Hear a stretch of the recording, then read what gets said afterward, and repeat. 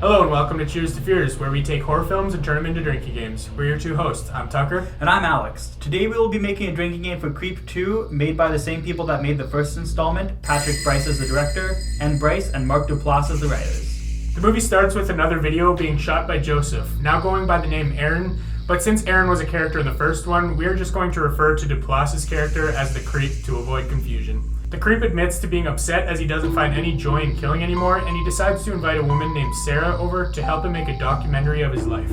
Sarah's a video artist that is looking for a big break and figures out that Aaron, the Creep, is just the guy she is looking for. However, she finds out that the Creep is everything that he said he was and so much more.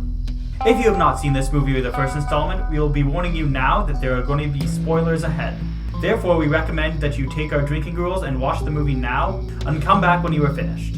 With that out of the way, let's move on to an in-depth look at the rules. So the first rule, as always, is death, and this time it resulted in one more than the first one, giving us 2 sips. This one I feel like could be a little bit more debated, just if you wanted to increase the rules. For instance, you could include Aaron's death again, which we don't whenever we have, I guess, sequel movies. Yeah, if it's footage that we've already drank to in the movie prior, we don't generally drink to it again.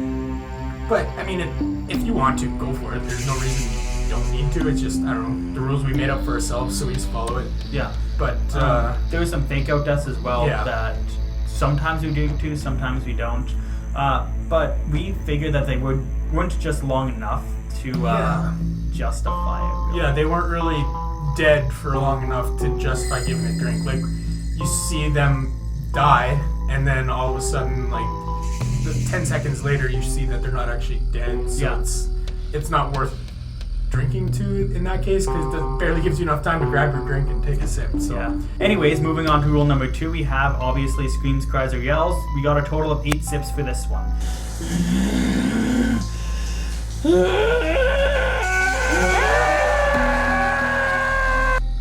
And as far as this rule goes, I'd say this is quite low. Yeah, it's quite low, and again, it goes hand in hand with our next rule, which is another low one. I'll just get right into it. It's whenever there's a jump scare again, and this one gave us 9 sips. So there was more jump scares in this one than there were screams by 1, where it was reversed last time. There was 1 more scream in the last one than there was jump scares, but they kind of go hand in hand again, like we said, and that's why they're both pretty low. And I guess the only thing to mention about jump scares in this one is Sarah doesn't fall for them as easily as Aaron does. That's why there is 1 less scream than there was in the other one, I guess. Yeah, exactly. Now let's move on to the 4th rule, which we have some sort of variation combined with the last one. That is, whenever there's a mention of a wolf, or you see Aaron wearing the Peach Fuzz mask, or Peach Fuzz's set, anything along those lines is a sip, and that equaled a total of 6 sips. Yeah, and it's a little bit less than the last movie. The last one only gave us 9 sips, so I mean, it's just a drop in the bucket, I guess, but it's only 6 sips again, nothing too crazy. Moving on to rule number 5.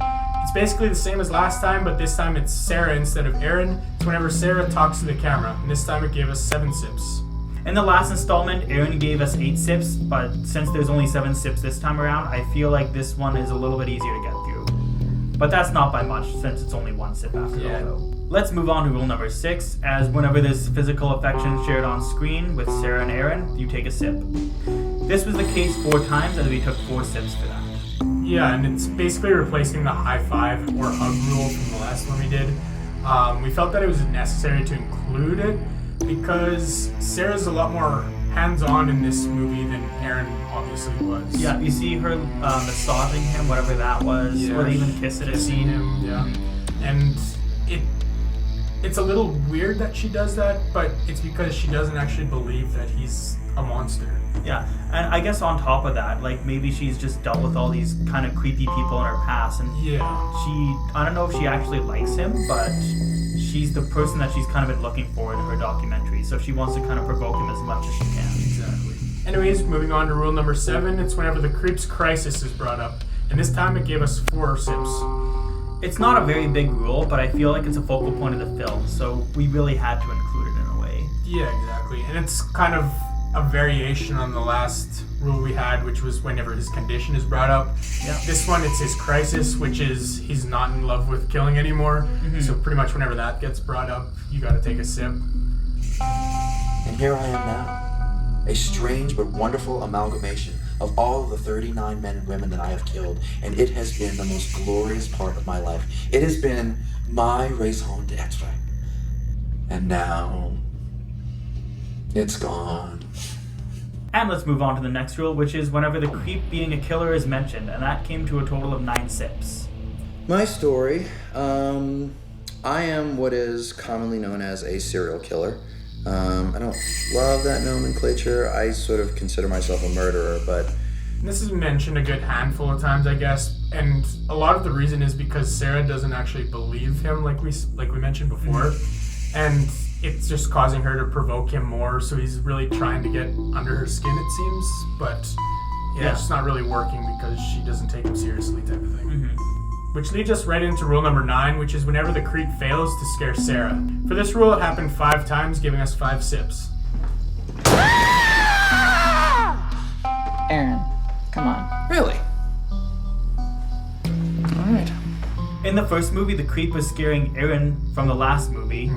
And in this movie, the creep was the one getting scared, as Sarah constantly tried to scare him from around the corner or whatever have you. Because, it started out where, the creep was jumping up, doing his same jump scares like he was in the last one, but Sarah just not giving a reaction whatsoever. So then she started doing it to him, and he was the one giving a reaction, rather. Yeah. And, it was a fun role reversal, I guess. And the last rule we have is whenever Sarah asks the creep a question, and this resulted in a total of 34 sips, which makes up over a third of the sips that we had for the entire movie. Yeah. Did you have any friends growing up? Uh-huh. Did you have a best friend? Sure. Tell me about your best friend. You're asking a lot of questions. And again, this one was kind of a role reversal in a way, because in the first movie, Joseph is the one asking Aaron a bunch of questions, trying to get a bunch of information out of him, whereas in this one, Sarah's the one asking the creep a bunch of questions, so it is another role reversal again. Yeah, it's weird just to see him on the chopping block as opposed to him interrogating other people. Yeah, exactly. So now let's get into the total amount of sips for this movie, and this time around it was 88 sips, which is just 10 more than the last one we reviewed. And if you use our 30 sip per can scale, that would equal out to about 3 drinks. And I'd say again, it's a pretty easy drinking game, but the only thing that was a little bit difficult at times, I guess, is whenever Sarah was bombarding him with a bunch of questions. Yeah. It happened a fair bit than you'd think, though. Yeah. Yeah, there's some scenes where it's just Aaron dialoguing, or I guess just them not really talking. But whenever Sarah's asking questions, she asks away for sure. Oh yeah, for sure. So I guess just getting into the movie a bit more, as we mentioned, there was a lot of role reversals. Even in the rules that we created, there was a lot. And I think the main thing to talk about is the creep is now the uncomfortable one, as Sarah's constantly provoking him. Yeah. Whereas in the first one, it was obviously the creep trying to provoke Aaron. He's so vulnerable right now, and I know the decent thing to do is just give him some space. But at the same time, it would be so easy to go down there and provoke him and get the material I need.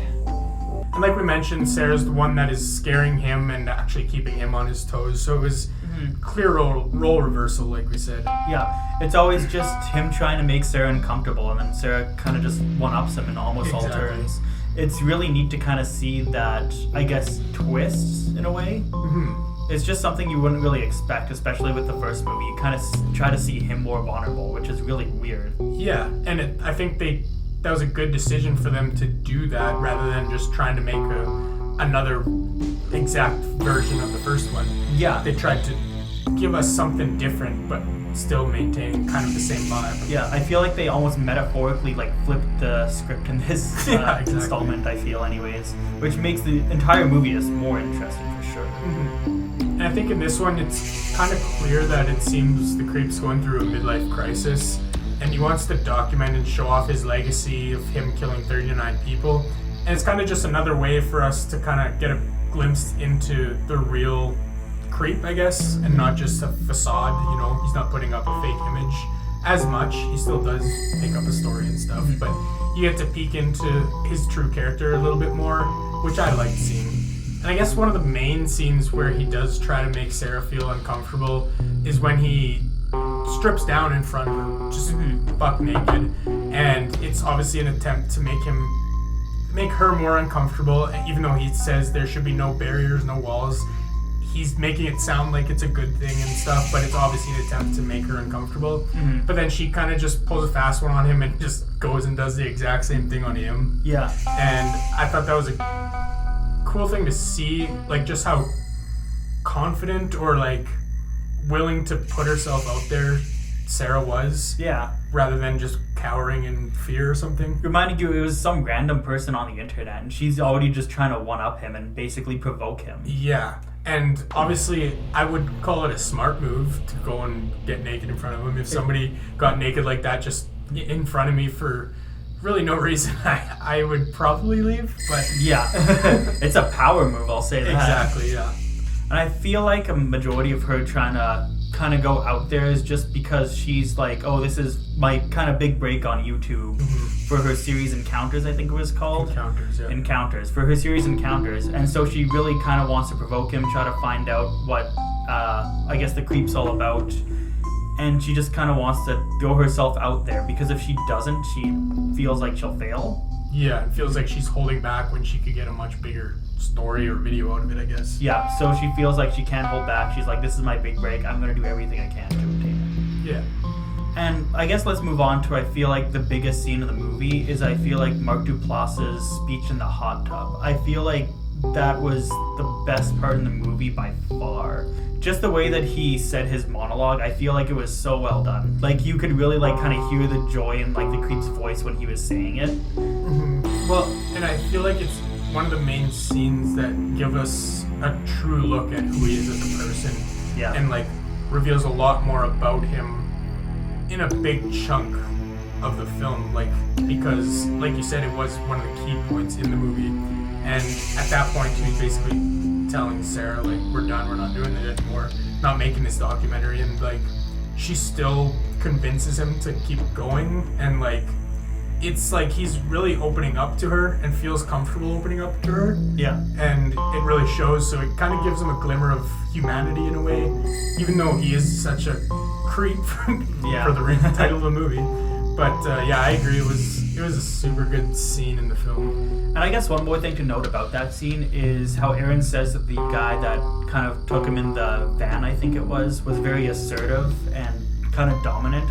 And immediately after, Sarah kind of uses that to her advantage. She's like, just lean back or whatever, and like basically demands that she gives him a shoulder rub or whatever. And then he just kind of goes along with it, and it makes him actually feel a lot better, weirdly enough. Yeah. It's like he's kind of been looking for somebody that's kind of like the person that he killed, that kind of made him fall in love with killing. Yeah, for sure it is. And it's kind of like we get to see it in another scene where they're just talking and they end up kissing. And that scene too, I feel like it's another pretty big scene where you get to see a lot of, I guess, humanity, or we get to learn a lot more about the creep in that scene as well, just from them playing two lies and a truth. And yeah, we just, like, there's scenes like those which for me made it a little bit more interesting of a film, I guess. So overall, what did you think of the movie? Yeah, so I guess overall I felt like this was a little bit more interesting than the first one, like I said. And the main reason for that is because they gave a little bit more character to the creep, and it wasn't all just him making up stories. There was obviously a little bit of background given to him because he was opening up a lot more to Sarah. And there was a lot of, like, the role reversals, like we mentioned, which I thought was a fun twist on the original one. Like you said, they flipped the script. And yeah, like, it's hard for me to say which one I liked better, but I do think I would give the upper hand to the sequel. Surprisingly, it doesn't happen that often, but I would give it the upper hand just a little bit for me. Yeah, I kind of think the same way, and it's weird to say how the sequel's better than the first movie. And almost in no movies in my memory really have a better sequel. Either way, it's really neat to see how immediately after they make a movie that's better than the first one, which is almost undoable in a lot of cases. And with the sequel, they're generally trying to continue on an already told story, or, you know, trying to keep that same tone. Where this one, they did try to keep the same tone, but they just did a lot of things differently and made it unique in comparison to the first one. So I guess for us, it just worked better in this one than the first one. Well, now let's move on to the award ceremony, where we award one not-so-lucky nominee, the Darwin Award. This award can be given to a character that made a stupid decision that resulted in them getting killed, resulted in somebody else getting killed, or simply resulting in something bad happening that could have been easily avoided. This award can also be given out to a character that is just plain dumb. Here are the nominees. Today's first nominee is the Creep, for wanting to die with Sarah, while also stabbing himself and making himself immediately weaker and assuming Sarah would agree to dying with him. Next is Sarah, for not reading more into the warning signs of the Creep's personality until she is in a life or death scenario. Finally, we have Dave, for never questioning that the Creep and him started hanging out at the exact same time that he started getting threatening videos sent to his house. And the winner is the Creep, for assuming some random person off the streets would die with him. And with all that being said, we hope you enjoyed our look into Creep 2. If you end up playing the game alongside the movie, or if you have any feedback or suggestions, let us know in the comments below. Also let us know in the comments if you like the first or the second installment better. Make sure to like and subscribe to the channel so you don't miss out on the next week's episode, where we are going to be making a drinking game for a very special Monday Valentine's Day episode on My Bloody Valentine. If you want to check out our most recent video on the Creep movie, click on the box on the top right, or if you want to see a playlist of all the drinking games and horror movies we review, click on the box below it. Thanks for tuning in, and this is us saying cheers to fears. Do you believe that I'm a serial killer? No. Good. Thank you for your honesty. Why not?